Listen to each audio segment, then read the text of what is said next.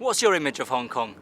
When I first arrived here nearly 8 years ago, I knew only of high-rise and crowded streets of Hong Kong Island and Kowloon. But I've learned there's a different, wild Hong Kong. I'm Charlie Frew, and I love this place.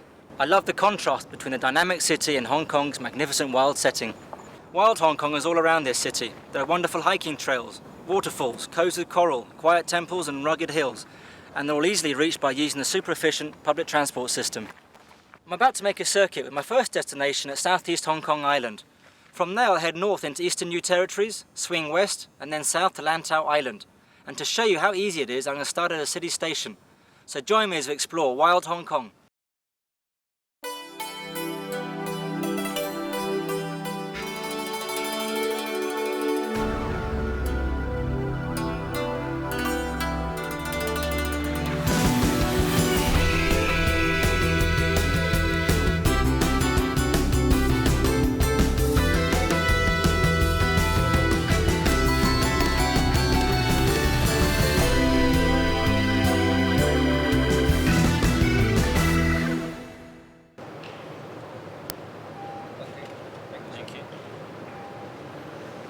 I've just brought an Octopus card. It's a store value card and I can use it on buses, ferries and trains. I'm now going to use it on the subway. We call Hong Kong Subway the MTR. It mainly serves places in the city, especially Kowloon and North Hong Kong Island. Here I'm riding east on Hong Kong Island. Once I'm near my destination, I change to a bus. Within minutes, I leave the city for the island's wooded hills.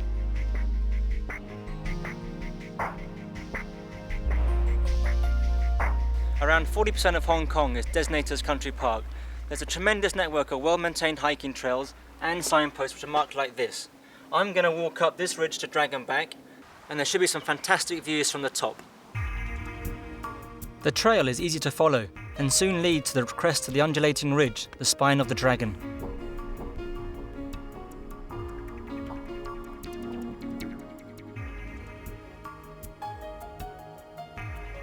On a sparkling summer day, Dragon's Back is a magnificent vantage for gazing out over the South China Sea and the east coast of Hong Kong Island. Shek O, my next destination, lies just below me. I can hike back to the road and catch another bus there.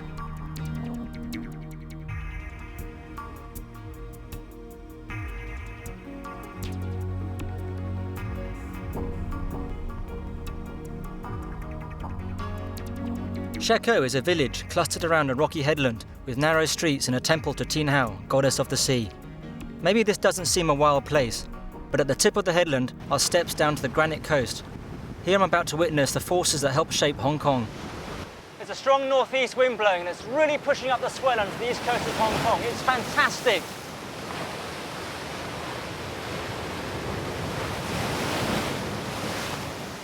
Around 6,000 years ago, at the end of the last ice age, the rising sea flooded in across a coastal plain. In the area that's now Hong Kong, valleys were transformed into coves and inlets. Hills became islands that pepper the inshore waters.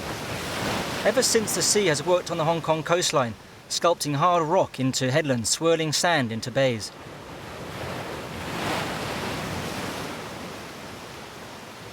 You must take care walking on the rocks. Watch for rogue waves, or just stand well above the tide line, watching surf pounding in.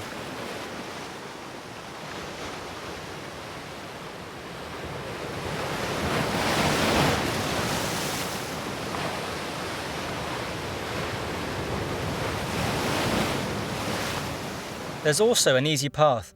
I cross a footbridge to an islet I can climb to look back over Shek O and Dragon's Back. I finished exploring Hong Kong Island. I'm now going to head north to New Territories coastline.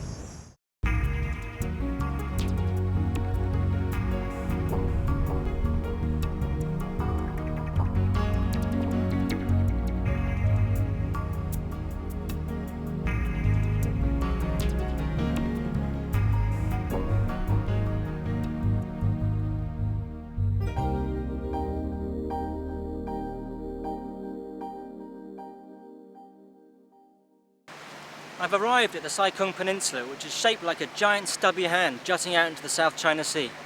Although it's the same size as Hong Kong Island, there are no towns and very few roads on the peninsula.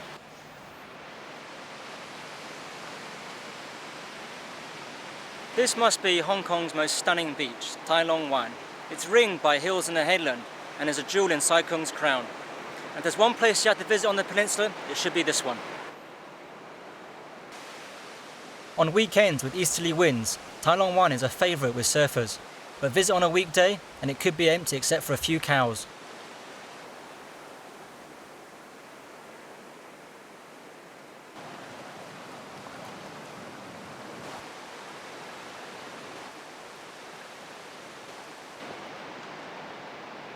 With some of Hong Kong's clearest and cleanest waters along this coastline, I'm going to join a couple of friends for some kayaking and snorkeling. But first I'm going to hike south along a coastal trail.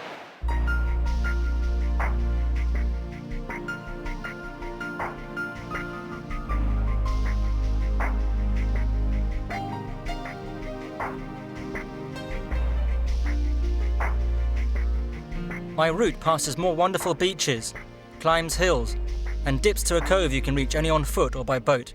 Here, marine specialist Pui is waiting for me. Hi, Pui. Hi, darling. How are you today? I'm very well, thanks. Isn't it a wonderful day? Yeah, it's fantastic. So where are we going to go to? We're going to go to Bluff Island. It's only 2 kilometres away. How long will that take? About 5 minutes. Let's go then. Okay.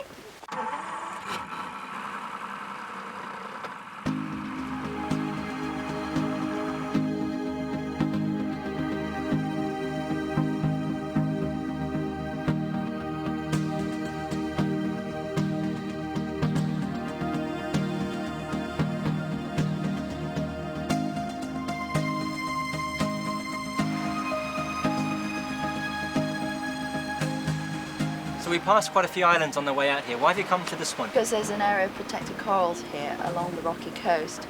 It's fairly small, but it's easily reached and it's great for snorkeling. So the yellow pyramid cones mark out the coral area? Yes, well, they mark out the no anchoring area, which helps to protect the coral underneath. So we're not going to go diving, but we'll go snorkeling instead. Yes, we're going to just go snorkeling because the corals are shallow enough and we can get closer to the fish. Great. Should we go and get changed? Yes.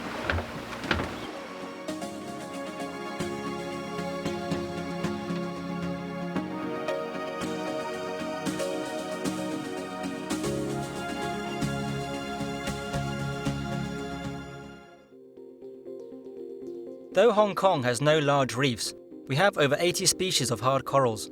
That's more than the Caribbean.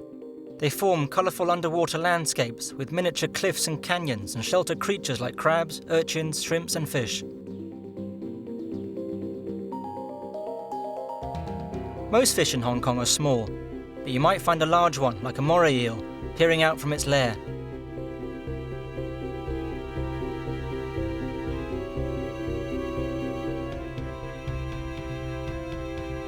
As we snorkel, another boat sweeps into Bluff Island. The next stage of my Hong Kong adventure is about to begin.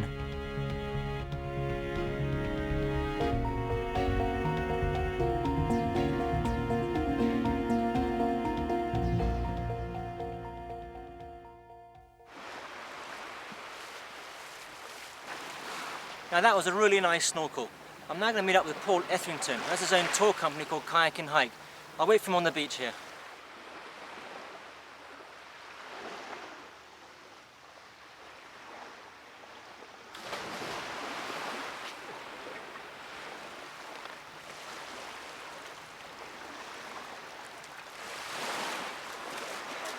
Charlie, how are you doing? Thanks for coming out. Yeah, and pleasure. So the Oasis in the middle there, yeah.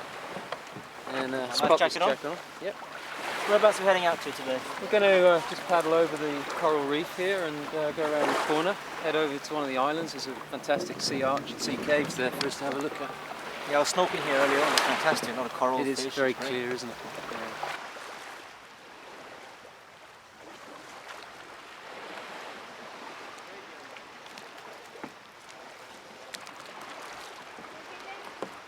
So how long have you been kayaking for, Paul? In this area, a couple of summers now.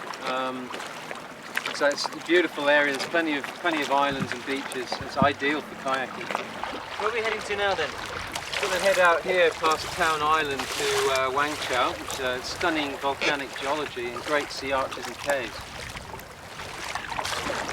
So, How far is it from you've here? got about a couple of k's to get there. These islands and eastern waters make for the most spectacular kayaking in Hong Kong, especially here around Wang Chau with its cliffs and sea arches.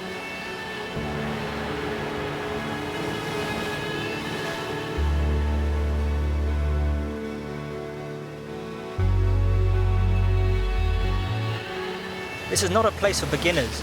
I'm lucky to be with Paul, who's one of Hong Kong's most experienced kayakers and knows how to handle the rolling waves and surf.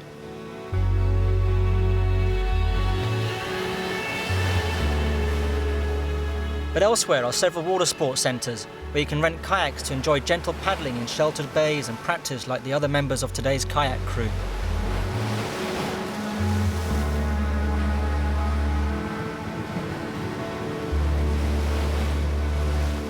Now it's time to rejoin them for a seafood lunch.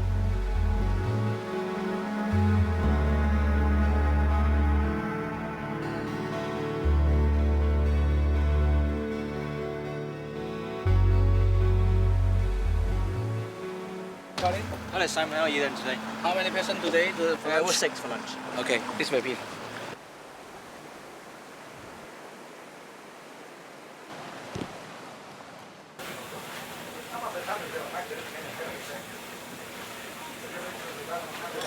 Here comes the fish! Fantastic Simon. Lovely fish. Simon, thank you. Thank you very much Simon. This is the rainbow runner. That's a rainbow runner. This is the amberjack. How about Into the water. Thank you. Wow, Isn't that good? oh, really good. Enough lunchtime banter. Back to the realm of landlubbers as I move on through Sai Kung Town, an important transport hub for wild Hong Kong, and ride north again to collect a new set of wheels.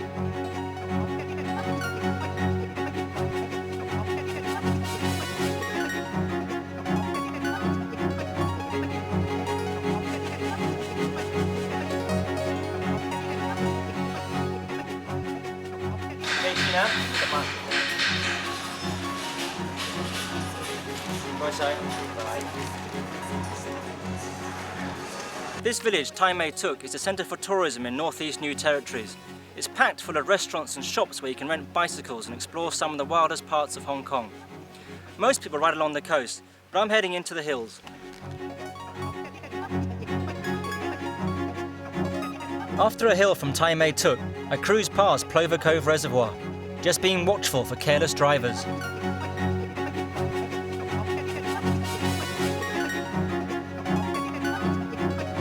I climb towards wooded ravines with 2 of Hong Kong's finest waterfalls.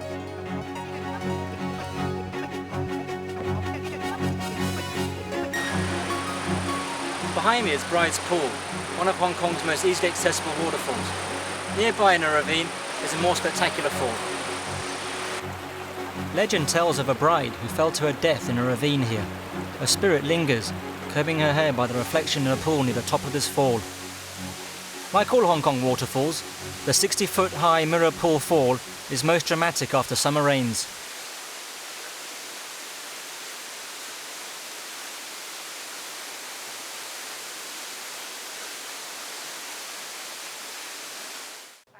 Okay. Time for a coffee break. Even in the furthest flung parts of Hong Kong, you can find simple restaurants like this. The food is basic, like fried rice and noodles, but they're very welcome if you want a quick meal and a drink. And now we're going back into Hong Kong's rural past.